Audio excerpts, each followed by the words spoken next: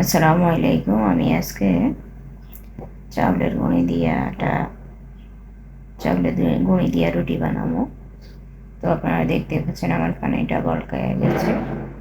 পানিটা একদম পারফেক্টলি বলকাইছে। এখন আমি এটার মধ্যে গুঁড়ি দিয়ে দিলাম, চাউলের গুঁড়া দিয়ে দিলাম।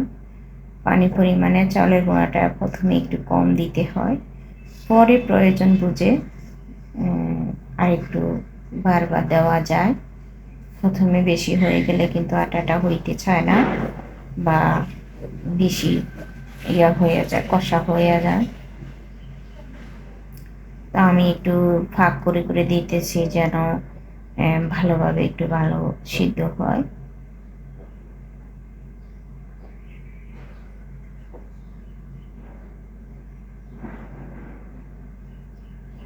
আমার আটাটা মোটামুটি হয়ে গেছে প্রায়।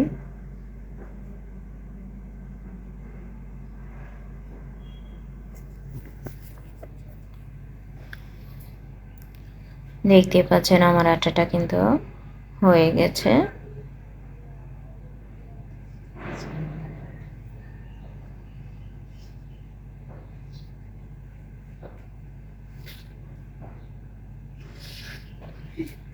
আমার আটা কিন্তু অলরেডি হয়ে গেছে। এখন আমি রুটিগুলা সব বানায়া রেডি করবো।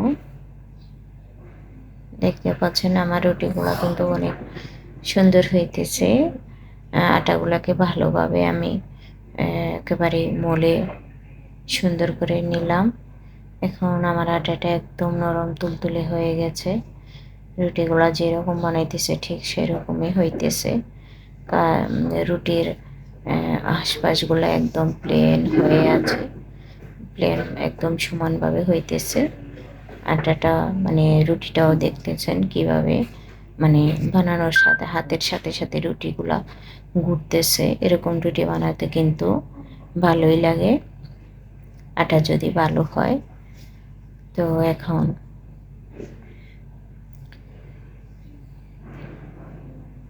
আমি আপনাদের জন্য অনেক কষ্ট করে ভিডিওগুলো তৈরি করি। আপনারা আমার চ্যানেলটা সাবস্ক্রাইব করে দিবেন, ভালো লাগলে লাইক, কমেন্ট এবং শেয়ার করে দিবেন, ফলো দিয়ে রাখবেন।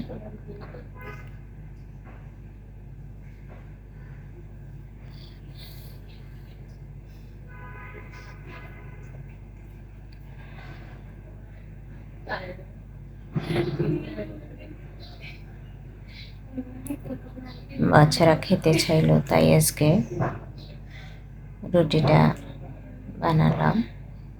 গরুর মাংস বা হাঁসের মাংস দিয়ে এসব রুটি কিন্তু অনেক মজা। তো আজকে বাসায় গরুর মাংস আছে, ওরা তাই চাউলের রুটি খেতে চাইলো। আমিও চিন্তা করলাম যেহেতু ওরা খেতে চাইছে তো রুটি বানাই কয়টা।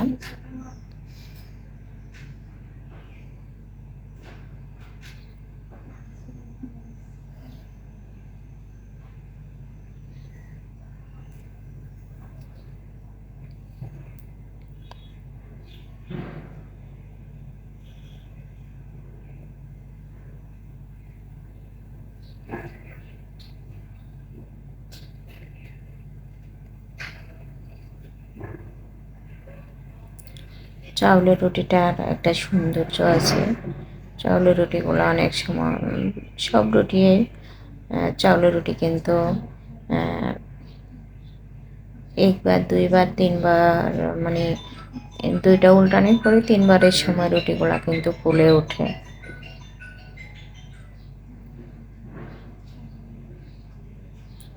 আমার রুটিটাও কিন্তু পুরোপুরি ফুলছে, দেখতে পাচ্ছেন আপনারা।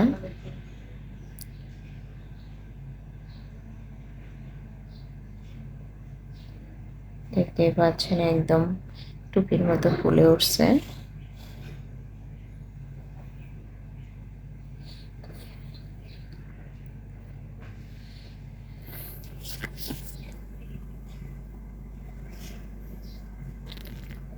দেখতে পাচ্ছেন মাশাআল্লাহ আমার রুটিগুলাতে কি সুন্দর হইতেছে। আমার আটাটা ভালো হয়েছে তাই রুটিও সুন্দর হইতেছে।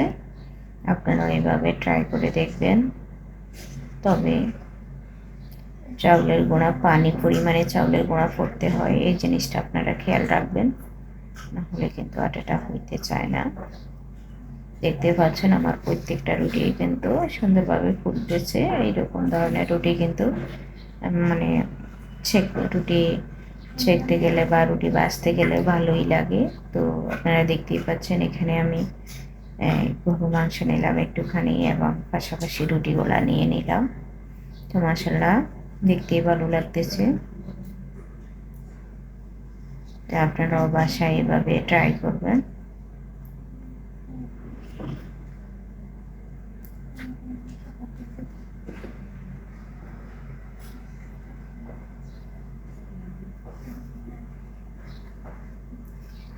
তো আজ এই পর্যন্তই। আল্লাহ হাফেজ। আসসালামু আলাইকুম।